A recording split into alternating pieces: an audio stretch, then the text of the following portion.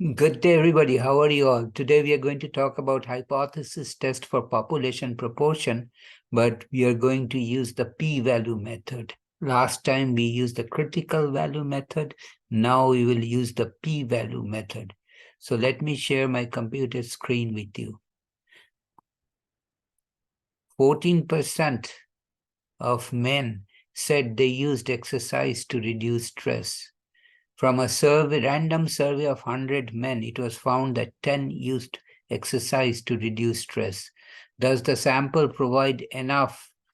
Should be enough evidence. So let me clarify that. Enough evidence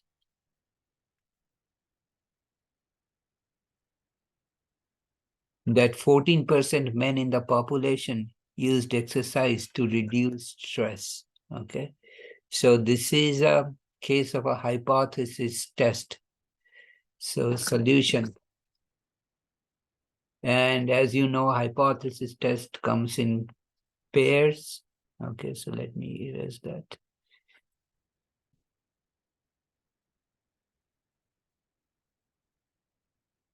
I'm going to erase this. All this. Okay. And I will also reduce. Okay. So if I move this a little bit to the left. Okay. So my solution. My null hypothesis, and this is a percentage problem because we're dealing with a proportion. My null hypothesis is the status quo is p equal to 0.14. My alternate hypothesis is p not equal to 0.14. Okay, p is the population proportion.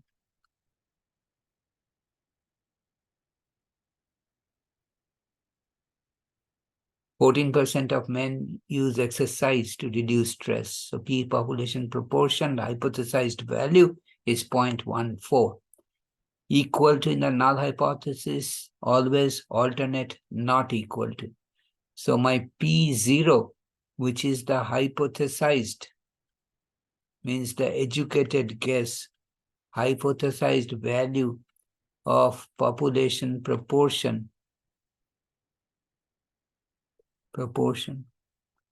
my P0 is equal to 0.14.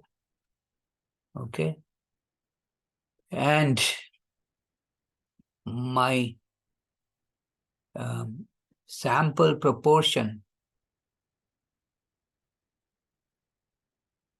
Okay. Well, let me do sample size. N equal to sample size is equal to 100. And out of them success, number of success in that sample size of 100, that is the number of people who use exercise to reduce stress, is 10. So my sample proportion, P hat, is sample proportion, is equal to X over N is 10 over 100 is 0.1. So I'm going to calculate a test statistic. What is a test statistic? I compare the sample proportion to the hypothesized population proportion and take the difference and divide by the standard deviation of the sampling distribution of P hat. So the Z, in this case, the test statistic, first it will compare the sample proportion to the hypothesized population proportion and divide it by the standard deviation of the sampling distribution of P hat, which is also called standard error. Okay. So basically Z gives me a value which tells me how many standard deviation of P hat we are, the sample proportion P hat is above or below the population proportion, hypothesized population proportion. So let's first calculate the standard error, which is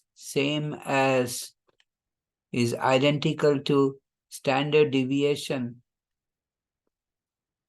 of the sampling distribution of p hat.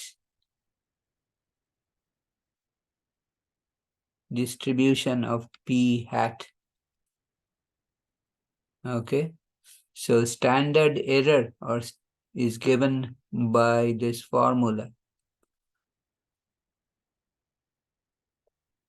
Square root of p0 times 1 minus p0 over n.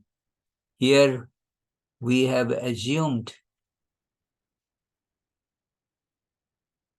that the null hypothesis is true. That the null hypothesis, which is p equal to p0, is true. H0 is true. So with that assumption, let's calculate the standard error. So this is equal to standard error, which is same as standard deviation of the sampling distribution of p hat, is equal to my p0, I'm comparing it to 0.14 times 1 minus 0.14 divided by my sample size of 100, everything under square root. With TI-83 calculator, you press second button, and then x square button to get the square root, and then you type 0.14 times 1 minus 0.14, whole thing is divided by sample size of 100, and then you enter. So standard error, which is also the standard deviation of the sampling distribution, STD of sampling distribution of p hat, is indicated. So that is indicated by sigma p hat.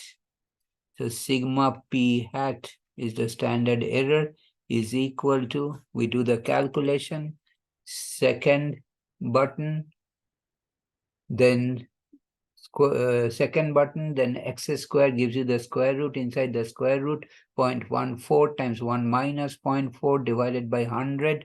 Sigma p hat works out to 0.0347. Okay. So what is my z? My test statistic. Okay. So let me take care of that. Basically move this to this side.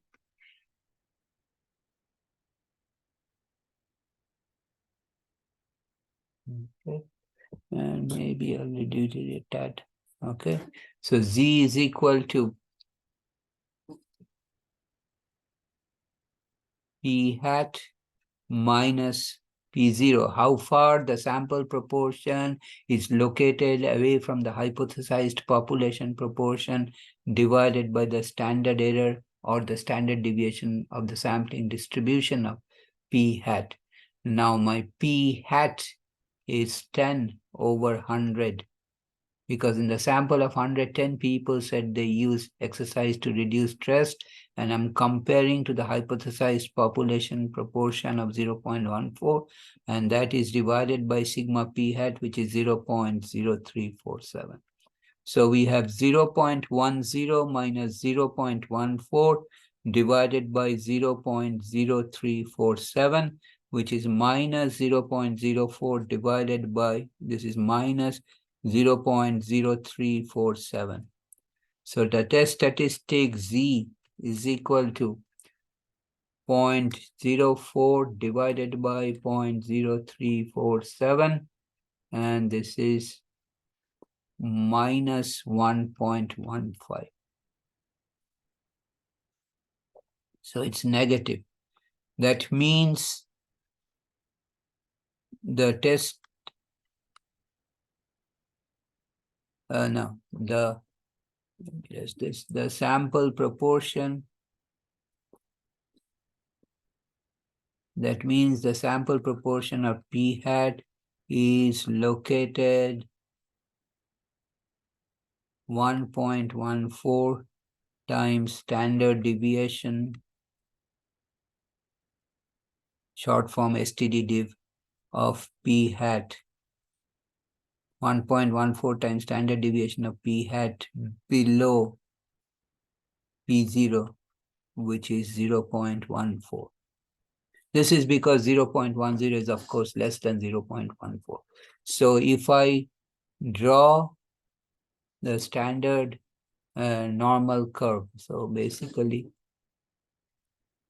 I'll draw the standard normal curve and you will see the picture. Ooh. So I'll have to take care of that. Okay. I do not want this, and I have to bring my other things back. Okay.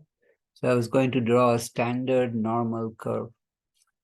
So let's draw a standard normal curve.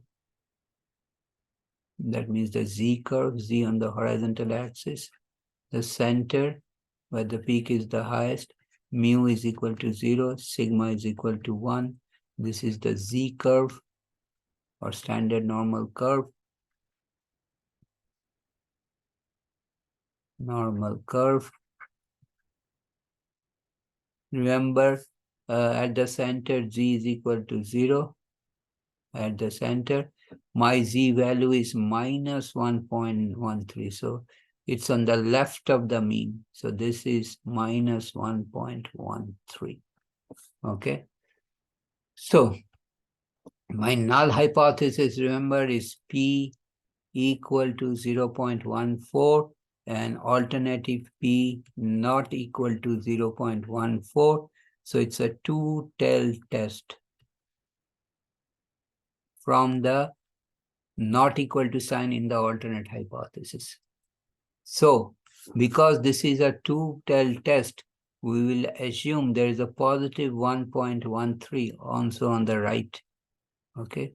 And this is this area, will first this area, and there is an identical area on the right. So we will find the area to the left of minus 1.15. This should be 1.15, right? Minus 1.15, yeah. So let me correct that. Minus 1. So minus 1.1 positive. So I go back here, correct my mistake.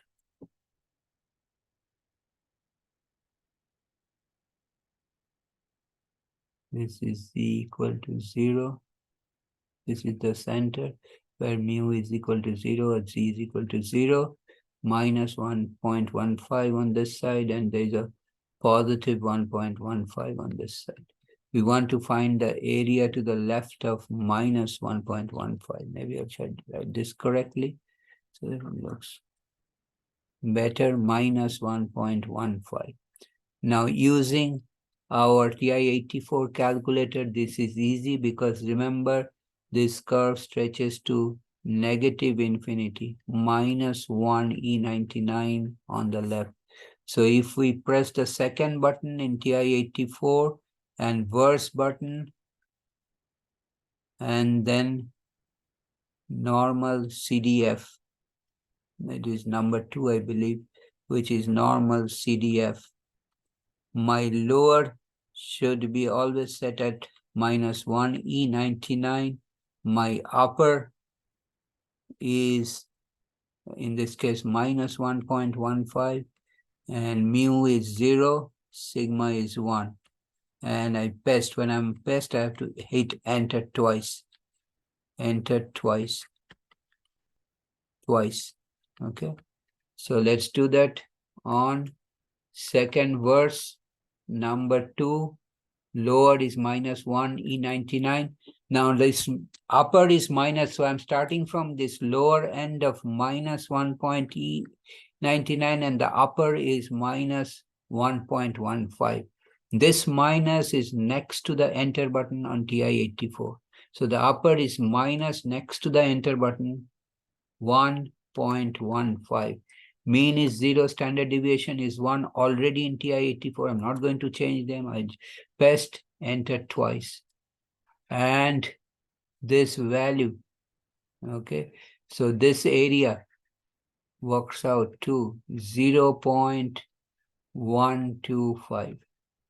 How about this area? Identical, it's a mirror image. This area is also 0.125. So let me move this.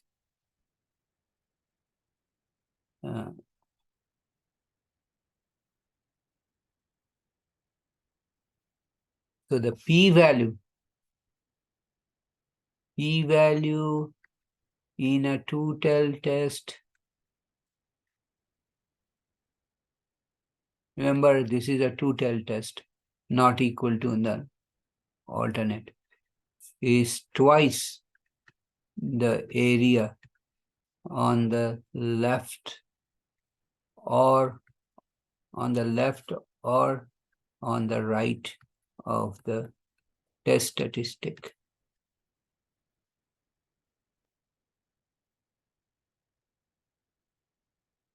So p-value in this case is, area came out as is 2 times area to the left of -1.15, which is 2 times 0.125. So this is your p-value, and that is equal to 0.25.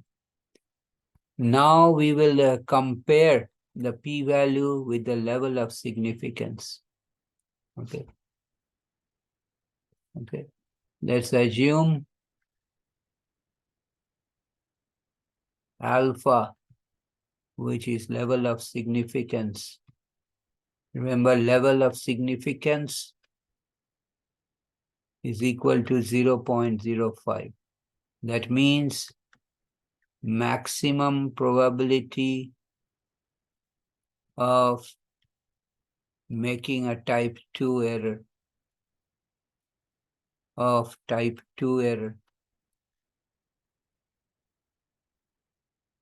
is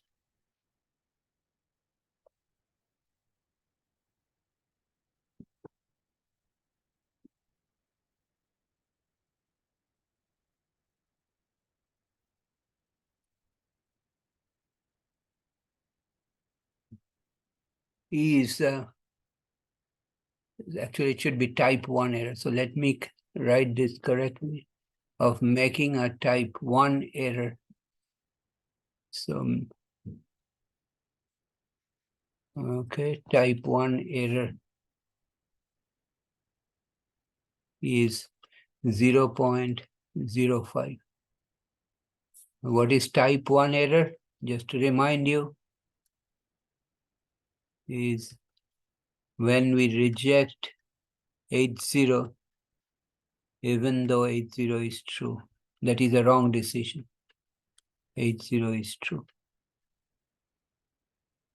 Okay, so in this particular problem, our p-value came out as z is equal to 0.25, is this one.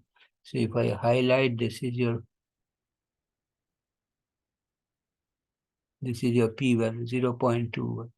So p-value is equal to 0.25, twice the area on the left of test statistic, which is -1.15. And alpha, we assumed, is 0.05.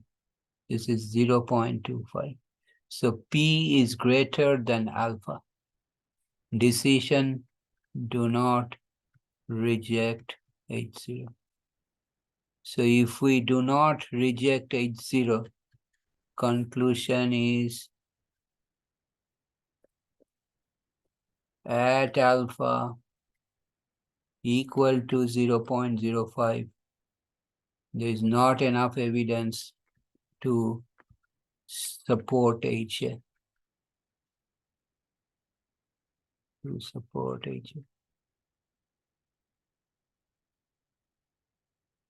So the last time we worked with the critical value method, where we saw that the test statistic, which is minus 1.15, falls between the two critical values of minus 1.96 and positive 1.96. So we did not reject the null hypothesis. This time, the p-value, which is twice the area to the left of the test statistic, is greater than the level of significance alpha equal to 0.05, and we reached to the same decision, that is, do not reject H0.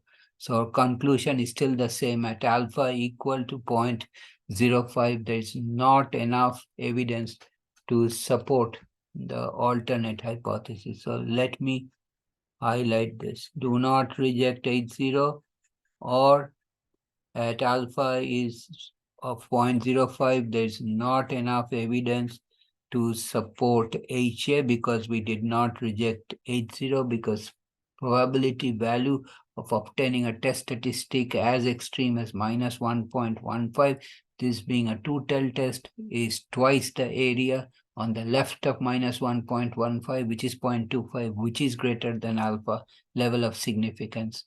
Hence, we do not reject H0. So I will stop here today. If you have any question or comment, you can write me a note. I'll get back to you as soon as possible. If you like this video, please give me a thumbs up. I appreciate that. If you like this video, please share with your friends. You and your friends, please subscribe to my channel by hitting the red subscribe button at the bottom right corner.